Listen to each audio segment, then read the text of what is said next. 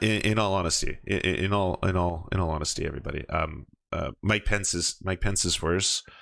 Mike Pence is worse than Kamala Harris. Mike Pence is a literal ghoul. He's not. I speak in metaphors often on this show, but he is an actual literal ghoul. Like he's crawled from the depths of the grave to feast on the entrails and organs of mostly dead ghost babies.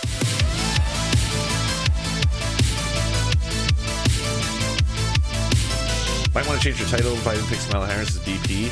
Wow, just right now? Damn. What about all the shade that was thrown? Well, that actually saves me time learning anything. I'm sorry, Susan, but it will be not only. I have no interest in learning about you. So it's a great day for both Vice President Biden and Senator Harris, but I think it's also a great day for our country. It's historic. It's important. It shows the inclusion of the Democratic Party. So game on. Valerie Jarrett, thank you for your perspective. I also want to put this in the context of the broader race right now with someone who has direct experience on the campaign trail. That is, of course, Robbie Mook, who managed Hillary Clinton's 2016 campaign. He's a CBS News contributor. Robbie, were you surprised by this? I mean, we already have people as prominent as former National Security Advisor Susan Rice congratulating Senator Harris. Absolutely. I mean, I think this was a terrific choice. It is historic. It is exciting. But honestly, I think this was the strongest possible choice that the vice president could have made. You know, this is someone who's vetted. This is someone who's tested. I think, as Valerie mentioned, this is someone who went up, toe to toe with him in the primary. My first thoughts on all this happened to be, how does it feel to be Elizabeth Warren right now?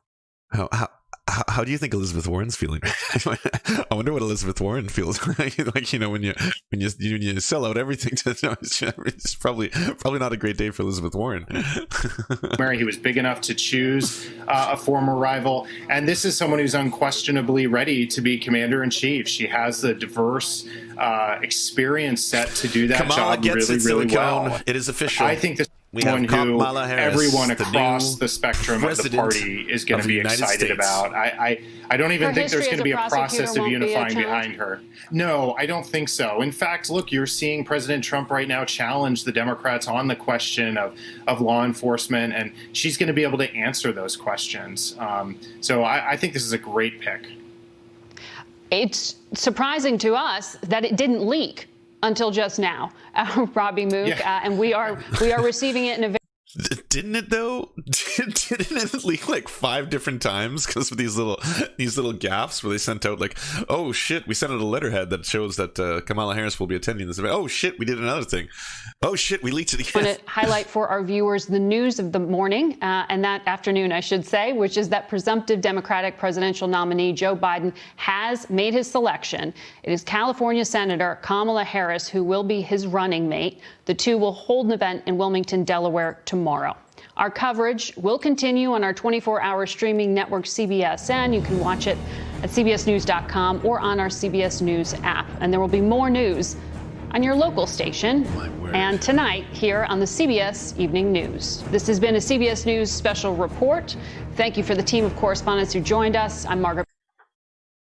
Wow, they're treating this really hardcore. Let me bring in NBC News political director and moderator of Meet the Press, Chuck Todd. Chuck, talk about the politics of this now. The White House, we saw that image, and we see it behind you, the White House, where clearly they've already been trying out talking points depending on. Chuck Todd looks phased. I mean, it's a weird world out there right now for all of us, but definitely came onto the camera looking a little bit hot. The closest corollary I think it has in sort of modern presidential politics is actually Reagan-Bush 1980. One of the most effective attack lines on Ronald Reagan in the primary came from George H.W. Bush, who called supply-side economics voodoo economics. And there was a lot of questions before he decided to put him on the ticket, and even after Bush was put on the ticket. Oh, can he be trusted? Is this or that? But it was a sort of a powerful alliance that they realized they needed in 1980 as they kept their party unified. They thought they had an historic opportunity. A lot of us... Oh man, yeah, we got to rewatch that clip now. That's going to be so relevant. By the way, this is not going to be unique to Kamala Harris, Joe Biden. All right, this happens in every single primary cycle. This is just it's par for the course. It's definitely par for the course. I mean, look at Ted Cruz, who had to bend the knee after inordinate amount of things that Donald Trump said about both him and his father and his wife, and retweeted pictures of his wife and not being as attractive as Trump's wife, because again, that was just the malarkey that we were dealing with back then. We you know, the Republican Democratic primary, it was all about penis size and who's got the hotter wife and all that kind of stuff. It was a wild time. We've also heard, and I'm going to now direct this at Vice President Biden. I do not believe you are a racist, and I agree with you when you commit yourself to the importance of finding common ground. But I also believe, and it's personal, and I was actually it was hurtful to hear you talk about the reputations of two United States senators who built their reputations and career on the segregation of race in this country. And it was not only that, but you also worked with them to oppose busing. And, you know, there was a little girl in California who was part of the second class to integrate her public schools. And she was bused to school every day. And that little girl was me. So I will tell you that on this subject, it cannot be an intellectual debate among Democrats. We have to take it seriously. We have to act swiftly. As Attorney General of California, I was very proud to put in place a requirement that all my special agents would wear body cameras and keep those cameras on. Senator Harris, thank you. Vice President Biden, you have been invoked. We are going to give you a chance to respond. Vice President Biden.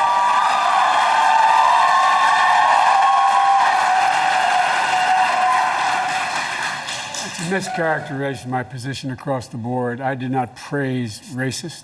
That is not true. Number one. I mean, it should be pointed out that he said it's a mischaracterization of my position across the board. I did not praise racist. I mean, if she was accusing him of praising racist, who is racist, by the way? Like, are we not all a wee bit? Have we not been raised and trained? And has it not been taught to us, after all? I mean, if you look at the blue eye, green eye experiment, it's pretty clear that systemic racism is kind of indoctrinated into us from a young age. But one day I too hope to call out racist. I will see racist. I will find racist and I will call him out.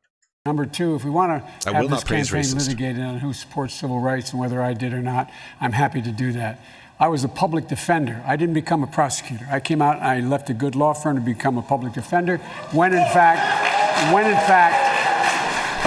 my city was in flames because of the assassination of Dr. King. Number one. Number two, as the Vice President of the United States, I work with a man who, in fact, we worked very hard to see. Can you believe, like, this wasn't that long ago. This really wasn't that long ago. And having watched this, because we watched this live here on the stream, having watched this, I never in a million years would have thought this is what it would have ended up with. Like, this is it. This is the dream ticket. This, like, how did this happen? But there it is. There it is. You know, that's it. It's happening. Oh, it's happening. So if we could just quickly talk about Kamala Harris, since she is our new president, or soon to be our new president, so we should probably talk about her just a wee bit. The thing, and the reason I think a lot of people have a problem with Kamala Harris is not exactly the more progressive side of Kamala, of which, you know, there's some credit to be given in terms of healthcare. She was a sponsor and wanted to be a sponsor of the Medicare for All bill, so she supports Medicare for All. She is changed her position on trans rights. You know, I think she was the first candidate to come out during a presidential debate and say, I use she, her pronouns, which is awesome posturing, of course, wonderful. But at the same time, the history of her experiences with the transgender community is unfortunately very mixed. As the Attorney General of California, Kamala Harris argued on the behalf of the state to withhold reassignment surgeries to 2 transgender inmates who were prescribed those procedures while serving their sentences, stating in a court briefing that the essential test is one of medical necessity and not one simply of desirability. Desirability? Yeah, desirability. In explaining her actions, Harris said, "When the case came up, I had clients, and one of them was the California Department of Corrections. It was their policy. When I learned about what they were doing behind the scenes, I got them to change that policy." So So there's that. One of the other big problems is that when she was the top prosecutor for the largest state in the country, California, she had a tendency of basically kowtowing or flipping her positions based on what was the most politically advantageous. So that's kind of, it paints you as a career politician and a career, well, attorney general, rather than just being one who's on the side of the good law and order, as some are told, right? In that capacity, she covered up information revealing that the police crime lab had been falsifying or tampering with evidence against 600 defendants in criminal cases. She withheld evidence proving people's innocence during prosecutions, then fought on numerous occasions to stop innocent people from being released after it was proven that they were falsely convicted. She kept a top aide in the office for months after she was ordered to pay $400,000 in a workplace sexual harassment lawsuit. After he was ordered to pay $400,000 in a workplace sexual harassment lawsuit, and falsely claimed to have no knowledge of the settlement. She tried to hold criminally liable the parents of chronically truant children and refused to prosecute Stephen Mnuchin's One West Bank for illegal foreclosing during the Great Recession. Though non-prosecution and weak settlements were the national norm during that crisis, but that doesn't make it any better. But she called herself the progressive prosecutor. That was her label. She was the progressive prosecutor. Well, there was a failure of states to integrate public schools in America. I was part of the second class to integrate Berkeley, California public schools almost 2 decades after Brown v. Board of Education. Because your city council made that decision. It was a local decision. So that's where the federal government must step in. That's why we have the Voting Rights Act and the Civil Rights Act. That's why we need to pass the Equality Act. That's why we need to pass the ERA, because there are moments in history where states fail to preserve the civil rights of all people. I have supported the ERA from the very beginning when I ran Vice President Biden, 30 seconds, because I want to bring other people into it. Now, I see a lot of people in chat already being like, well, this is an absolute disaster. She's going to be the worst VP of all time. Stuff of this nature. Might I remind you, and this is, again, going to sound like, I don't know, whataboutism? So let's get these ready. Hey, hey, hey. It's a logical fallacy that occurs on both sides of the political spectrum. Hey, hey, hey. But in all honesty, in all honesty, everybody, Mike Pence is worse. Mike Pence is worse than Kamala Harris. Mike Pence is a literal ghoul. He's not. I speak in metaphors often on this show, but he is an actual literal ghoul. Like he's crawled from the depths of the grave to feast on the entrails and organs of mostly dead ghost babies. Mike Pence believes that women's wombs are haunted. Mike Pence believes that we cannot touch women without achieving some kind of, I don't know, P-word sinful orgasm. So Mike Pence is a very bad person. Mike Pence has done a lot of horrifying things, especially towards the gay community, especially towards half the population of the United States. And Mike Pence continues to be strange and ghoulish and frankly weird. I don't want to look at Mike Pence anymore. So Kamala Harris is she's got a pretty shitty track record, and we will hold her to account for such things. But at the same time, it's not very hard to me to pick between Kamala Harris and Mike Pence. In fact, if you were to ask me, Lance, would you rather have dinner? Sorry. Would you rather have dinner with Mike Pence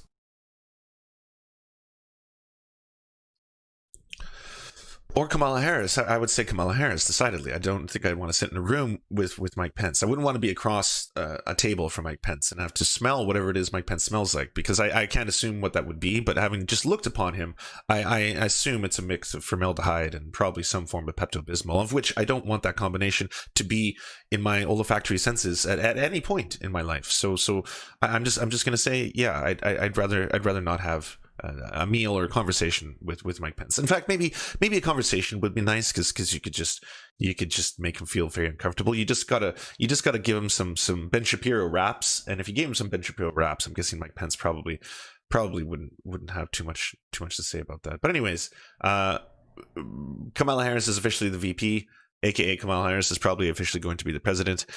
AKA, we probably have this to look forward to. This combination is going to be the future of the United States. We were so young back then. And now This is the face. This is the face we make. I'm gonna call this one cheese. If she becomes president, we get full-blown fascism in 2024. Mark my words. Oh my. What's going to take Biden out ultimately? I don't even know if Biden will be taken out. I'm not going to cast aspersions that he's suddenly going to die if he becomes the president. I just think he probably will have more of a backseat presidency.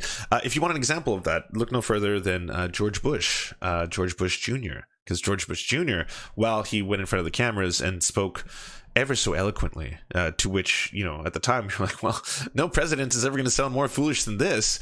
So hopefully nothing ever changes.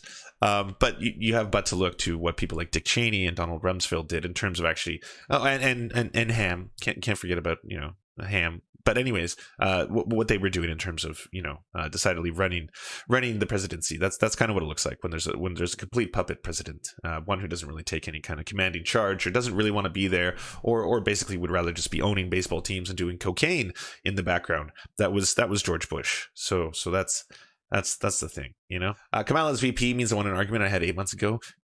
You and me both. I've been saying this longer than any pundit on the internet. I'd like to see someone else who's said something even close. So I was going to talk about this, which came out, is it today the 10th? Or am I way off? Oh, okay, so this came out yesterday. Biden's VP pick, Susan Rice, the diplomat and lightning rod. BBC News. Good job. Way to run a full page special the day before this happened and be completely wrong. Especially with a headline like this. This isn't an opinion piece. Like, this is the news article. This was a news article on the front page. Biden VP pick, Susan Rice, the diplomat and lightning rod. A former Obama White House official, Susan Rice, is a top contender to be Joe Biden's running mate. Even if she is not chosen as the vice presidential nominee, she is likely to be a key player if he wins. So who is she? We don't care anymore. She's not important to us. So I'm sorry, the BBC, but we got better things to worry about today. Now we got to worry about Kamala. She's the real pick. I had all these news articles, but none of them matter. I don't need to learn about any of them. Let's go back to watching the dogs dance. Yeah. Oh yeah. Yeah, there we go. Yeah, look at that dog dancing. I don't think he's really dancing. I think he's just scratching himself. This is kind of misleading. All right, this is what we consider misleading journalism. Okay, so this dog's dancing. That's definitely a dancing dog. Yeah, no question. He just looks really happy.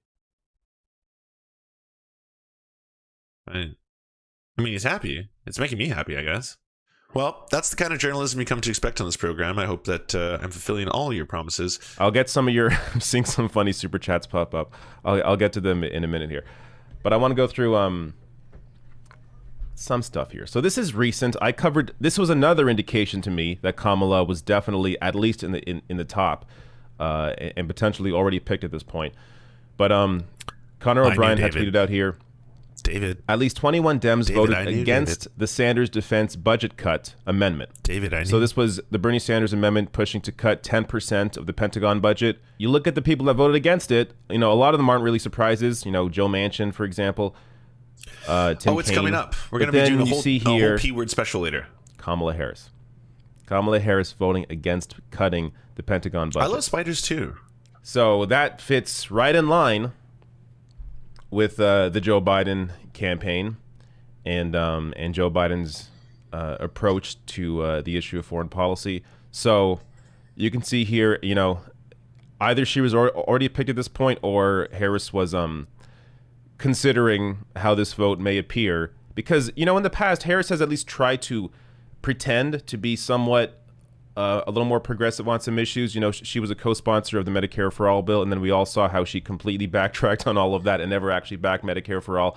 But she will try and make moments like that to make it appear that she's something that she's not. But a vote like this is just a horrible vote.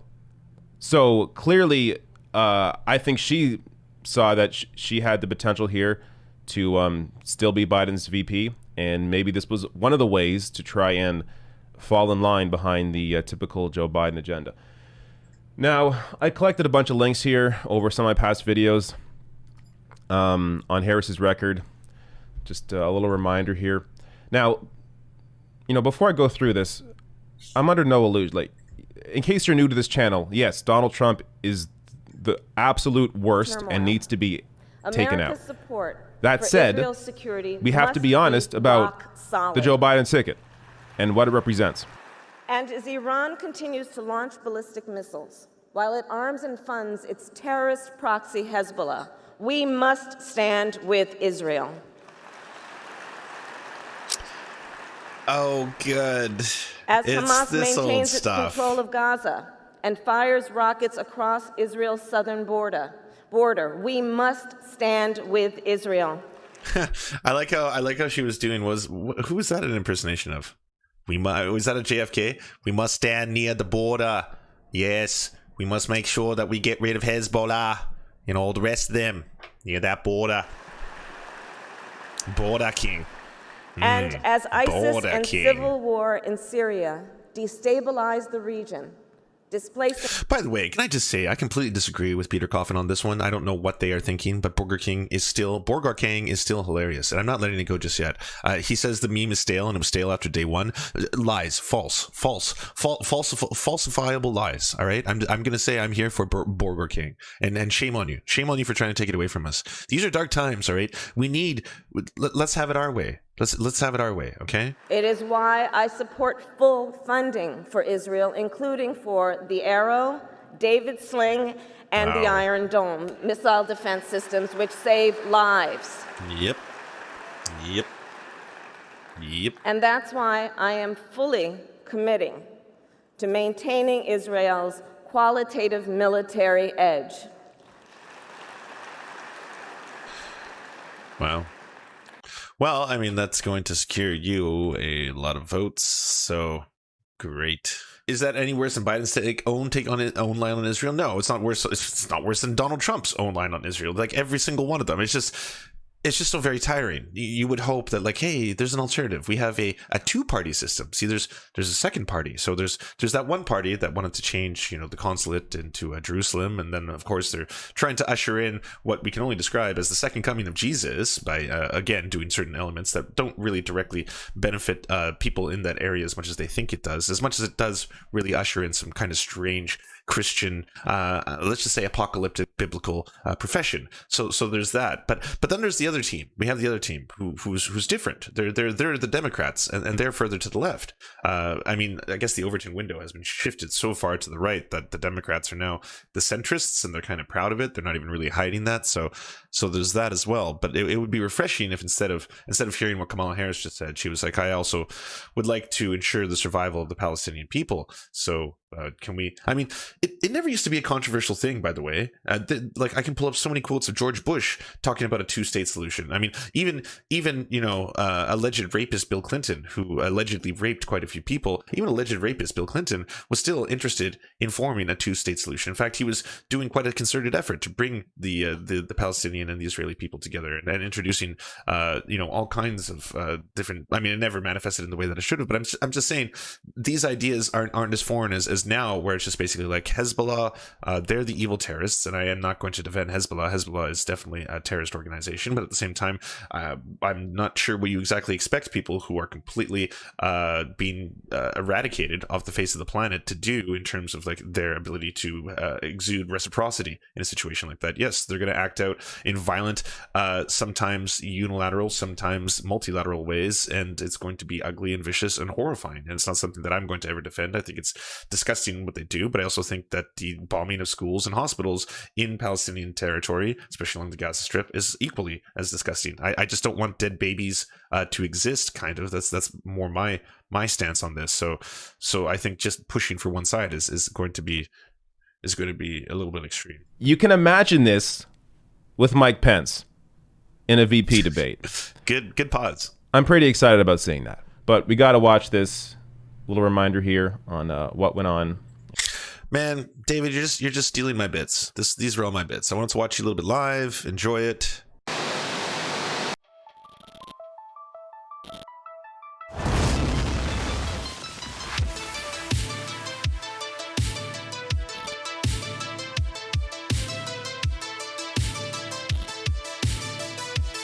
To our monarch, Thomas Bone, you are the light that guides our path. To our lords, I'm Raph, Steven, Ninetails Cosmic Fox, and Hans Josephine. we bow meekly for your pleasure. To our Knights of the Round Table, Josh Mickelson, Dylan Byth, Alexander Thaler, Zach Christensen, Todd Buckingham, Todd Lajeunesse, Clement Schutzkopf, Sky Bear Games, Moss Beast, Political Puppy, Alan R., Andreas Chitoro, Good Poon Hates Cops, That's Solid Poon Then, we salute you. And to all our merchants and farmers, you have our undying loyalty and love.